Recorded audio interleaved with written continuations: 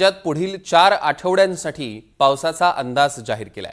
आजपासून 10 सप्टेंबरपर्यंत काही भागात मुसळधार तर काही भागात कमी पाऊस पडण्याची शक्यता वर्तवण्यात आली आहे। पहिल्या 2 आठवड्यात राज्यात कोकण आणि मध्य भारतात जोरदार पाऊस पडेल अशी शक्यता ज्येष्ठ हवामानशास्त्रज्ञ कृष्णानंद होसाळकर यांनी दिली।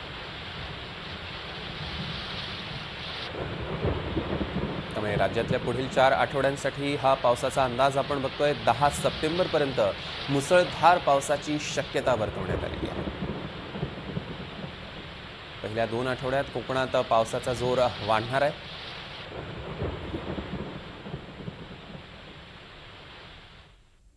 आणि आता आजची चौथी महत्त्वाची बातमी, मुंबईकरांचा प्रवास आता आणखी महागण्याची शक्यता आहे, कारण मुंबईत ऑटो रिक्षा आणि टॅक्सीची भाडेवाढ होण्याची शक्यता आहे। ऑटो रिक्षाचं भाडं 1 रुपयानी तर टॅक्सीचं भाडं 2 ते 32 रुपयांनी वाढण्याचा अंदाज आहे। परिवहन विभागाच्या आयुक्तांनी मुंबई परिवहन विभागाला तसे निर्देश दिलेले आहेत।